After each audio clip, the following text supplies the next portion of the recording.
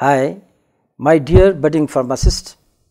I am Dr. M.D. Kharia, a retired professor of Dr. H.S. Gaur Central University, Sagar, Madhya Pradesh, with experience of teaching and research of nearly 40 years in pharmacognosy and phytochemistry. Today, I will be discussing with you on a very interesting and important topic which relates to volatile oils. Now, we are coming to the another aspect of the volatile oils, and that pertains actually to the extraction of the volatile oils, means how we will be taking out or how we will be extracting the volatile oils from the plant materials. Now, depending on the following facts, the method for the extraction of volatile oils is applied. 1. Nature and state of material. For example, whether the material is fresh or dry, whether the material is delicate or hard. And second aspect is the solubility of the volatile oils in solvents. For example, organic solvents like petroleum ether, solvent ether, lipids, waxes and paraffins. Now, third aspect is storage of volatile oils in the material. Volatile oils are present in the oil cells in rind of the citrus fruits, and which is obtained actually by physical breaking or rupturing the oil cells or the glands. Now, we will have a view of the methods for the extraction of volatile oils. The volatile oils can be extracted by 4 methods. One is the distillation, where we utilize water, and when we utilize water, then it can be performed actually in 3 ways. One, by adding the additional water, and that process is called as hydrodistillation. This particular process is used for the extraction of volatile oils from coriander and fennel, etc. The another process of distillation is utilizing inherent water, means the water present in the material. No additional water is added actually from outside. This method is called as empyreumatic method, and the turpentine oil is extracted actually by this particular method. The third one is the process of distillation, where using water as a steam. So, that is called as a steam distillation, and by this particular method, the volatile oils from mentha, lemongrass and eucalyptus leaves are extracted. The another method for the extraction of the volatile oil is solvent extraction method, and under solvent extraction method there are 2 processes. One is called as enfleurage, where the layers of the fatty materials are used for the extraction of the volatile oils. Another method is using organic solvent as such. For example, petroleum ether or solvent ethers are used actually for the extraction of volatile oils. The third method is called as Euclid method. Now, in this particular process, the volatile oil is extracted by rupturing the volatile oil cells or glands which are present in the drug. Now, extraction of volatile oil from lemon and orange is performed by this method. The fourth method is the supercritical fluid extraction method, and here the compressed liquid carbon dioxide is used for the extraction of volatile oils. The volatile oils are extracted by different methods. First very important method is hydrodistillation method. Now, here in this, Clevenger's apparatus is used for extraction as well as for the estimation of the volatile oils in the drugs, plant material. Now, hydrodistillation comprises of 1. Water distillation, 2. Steam distillation, and 3. This is empyreumatic method. The empyreumatic method is also called as destructive distillation or dry distillation. Method used for the extraction of volatile oils from the leafy drugs, so whether the leaves are fresh or dried. The method is used for this purpose is steam distillation. Method used for fresh underground parts is steam distillation, and the method used for the extraction of the volatile oils from dry underground parts or the fruits and the seeds, etc., is hydrodistillation. Another method for the extraction of the volatile oil is solvent method extraction. Using the suitable liquid organic solvent, for example, petroleum ether or solvent ether can be used for this purpose. In this particular process, the drug material is taken and it is submerged in solvent ether or petroleum ether for overnight or for desired period of time, and subsequently the volatile oil is extracted in the solvent. At subsequent stage, the solvent is recovered at low pressure and low temperature, and thus we get actually the volatile oil which is stored. Now, here it is important that partial or full extraction of the clove oil or cinnamon oil and cardamom oil can be done by this particular method, and presently these materials which are available in the market, whether it is cardamom, whether it is cinnamon or whether it is clove, mostly what material we get is partly extracted, and that is or you can say that is partly exhausted, from where the essential oil has been partly extracted. Now, another method for the extraction of the volatile oil is using the solvents like wax or paraffin or fat. This method is called as enflarage method. Now, it is used actually for the extraction of the volatile from the delicate materials, preferably needed actually for the perfumery industry. For example, the volatile oil from the rose petals are extracted by this particular method. Now, here the drug material is spread on the several waxy layers or the fatty layers, and the volatile oil is absorbed by waxy or fatty material. The petals are removed or replaced actually by the new material till the waxy layer is saturated. Now, subsequently wax is removed and it is extracted actually with organic solvents. The solvent is recovered and finally we get volatile oil. Here it is important that the wax actually which is used or fat which is used for the extraction of the volatile oil is still retain some volatile oil to impart actually its flavor or its smell, and this particular product, the fatty material containing small quantities of volatile oil, is called pomade, and that is used actually in cosmetic industry. The another method for the extraction of the volatile oil is Euclid method. Now, this method is applied or used actually for the extraction of volatile oil from citrus fruits, that is from lemon or from orange peel, lemon peel. The basis for this is the oil cells or oil glands which are present in the outer covering of the fruits, that is called as rind, or the pericarp of the citrus fruits are ruptured or broken mechanically using the pointed projections.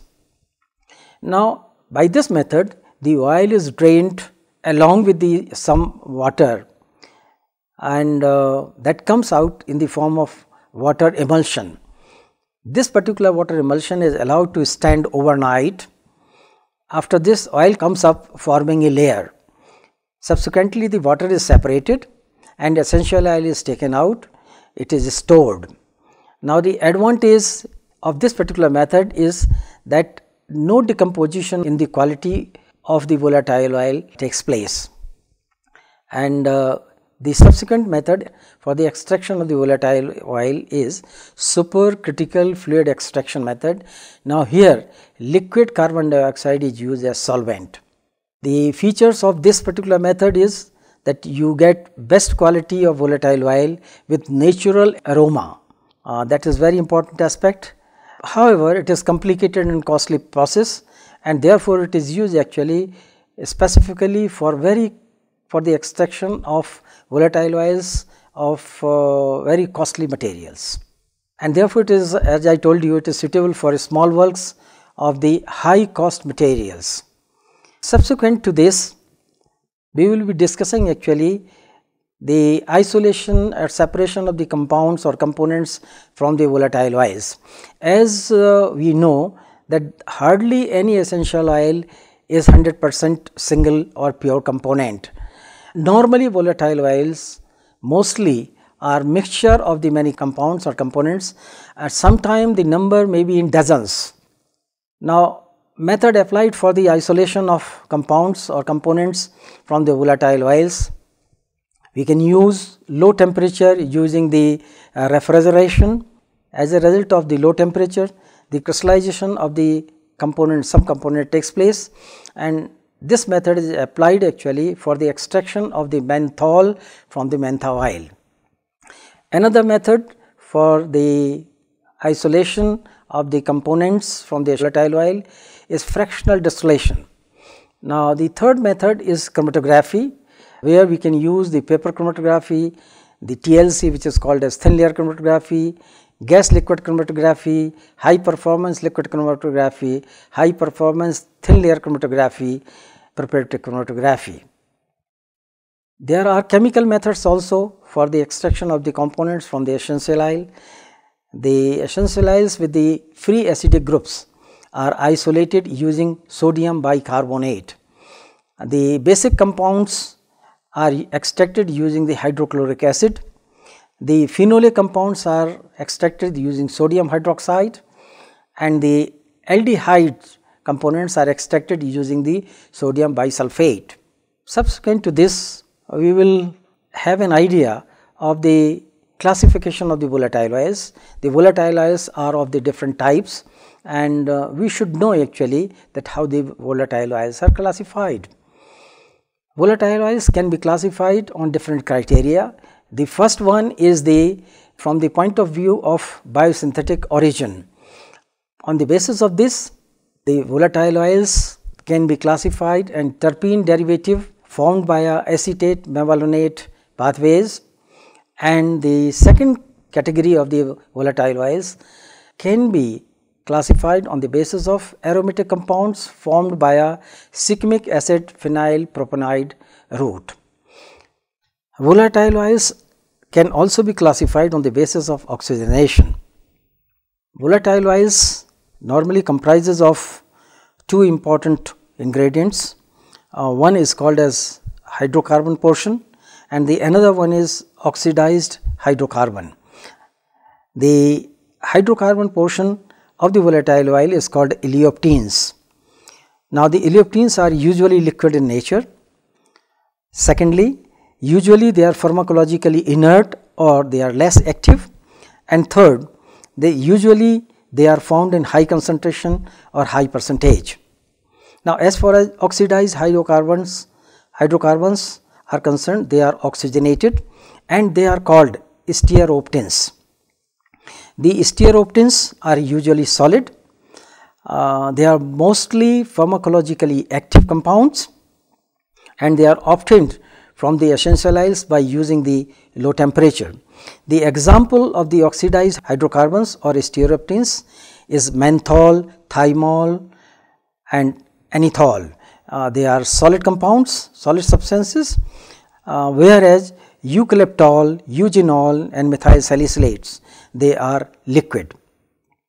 The stearoptenes are usually found in the plants in low concentration. Volatile oils can also be classified on the basis of type of the chemical constituents which are present.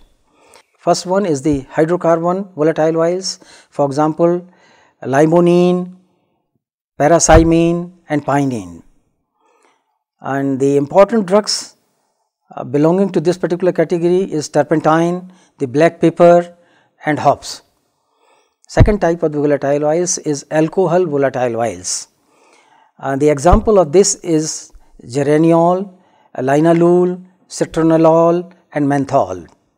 And the drugs in which these constituents are present is peppermint, cardamom, coriander, sandalwood.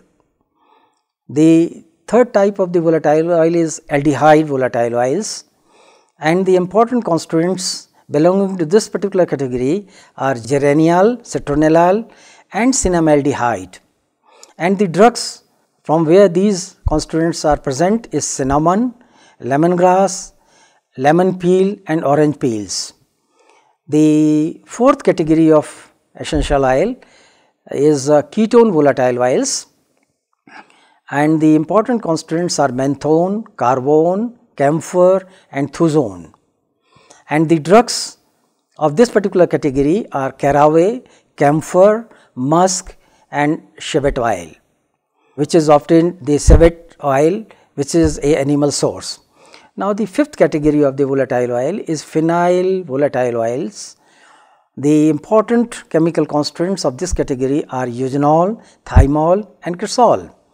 And the drugs from where these components are obtained is clove, thyme, creosote. The subsequent category of the volatile oil is phenolic ethers, and the drug is anethol, safrole and myristins. The drugs belonging to this particular category are anise, fennel, sassafras, nutmeg. The seventh category of the essential oil is ester volatile oil. Examples of this category are geraniol, borneol and terpineol, allyl isothiocyanate and methyl salicylates. And the drugs actually from where these constituents are present is gaultheria, lavender, mustard. Probably the last category of the essential oil is oxide volatile oils, and the important drug is cineol, that is also called as eucalyptol, and the drug from where it is obtained is eucalyptus. The volatile oils can also be classified on the basis of the nature of the arrangement of molecules. On the basis of this, the volatile oils can be classified on two categories, mainly non-cyclic and cyclic. Now, under the non-cyclic one, they are the straight chain compounds with C5H8 molecular formula, for example, isoprene and hemiterpenes. It is important here that all these compounds belonging to non-cyclic group may be as hydrocarbons, means they may be non-oxygenated, or on the other hand they may be the oxygenated derivatives of the hydrocarbons, for example, alcohol, aldehyde, ketone, phenols, etc. Now, the another second category of the compounds is cyclic, which is found actually in the volatile oils. Now, under this, the compounds may be acyclic terpenoids. They are cyclic but with open chain, and there may be compounds with monocyclic terpenoids, compounds with one ring. There may be compounds with two cycles, that they are known as bicyclic terpenoids, and they are the compounds actually with the two rings, and there are tricyclic terpenoids, they are the compounds actually with the three rings. Now, finally, we must know actually, we must study the chemistry of the essential oils or volatile oils. The essential oils are made up of isoprene units, as I have told you earlier. This is a compound with C5H8, but this compound is very unstable, and normally this does not occur actually free in the nature. Two isoprene units are combined forming one terpene units, that is with C10H16 structure combination. Now, this C10 compounds with C10H16 structure combination is stable, and thus terpene is a basic unit forming the volatile oils. Now, volatile oils therefore are called terpenoids because they basically comprises of the terpenes. Now, we will discuss actually the classification of terpenes. On the basis of this isoprene units, the volatile oils are classified actually on hemiterpenes or isoprene units, that comprises of one isoprene unit or half terpene units, and the molecular formula for this is C5H8. The another one is monoterpene or terpenes that comprises of the two isoprene units or one terpene units, and the molecular formula for such compounds is C10H16. The another category of the compounds is sesquiterpenes. Now here it comprises of the three isoprene units, or we can say 1.5 terpene units, and the molecular formula is C15H24. The next category of the compounds is diterpenes that comprises of the 4 isoprene units or 2 terpene units, and the molecular formula for these compounds is C20H32. Subsequently or finally, there is another category that is triterpenes, volatile oils. Here the number of the isoprene units are 6 or the terpene units are 3, and the molecular formula for this is C30H48. The volatile oils are also further classified actually into tetraterpenes or carotenoids, pentaterpenes or polyterpenes, or you can say the rubber, but these three type of the compounds are not very important as far as the volatile oils are concerned. So friends, today we have discussed certain aspects of volatile oil, that is an important category of the chemical compounds used for various purposes. It is used actually, as we have seen, it is used actually for technical purposes. It is also used actually as a medicine. It is also used in pharmaceuticals. We have learned today the various aspects related to the volatile oils, starting from the introduction of the volatile oils, definition of the volatile oils, the importance of the volatile oils to the human beings and to the producing plants or the trees, the properties of the volatile oil, the occurrence of the volatile oils, how the volatile oils are extracted, there are different methods for the extraction and isolation, and subsequently we have also seen how the different components from the volatile oils are extracted. For example, how the menthol is extracted actually from the mentha oil. Subsequently, we have also studied about the classification of the volatile oils, how they are classified, what are the various bases for the classification, and finally, we have also studied the chemical aspects of the volatile oils. Now, with this particular background, I think this will be sufficient for you people to understand, to know about the volatile oils. Now, in the subsequent lecture, we will be discussing about the individual drugs of pharmaceutical importance which possess or which contains the volatile oils.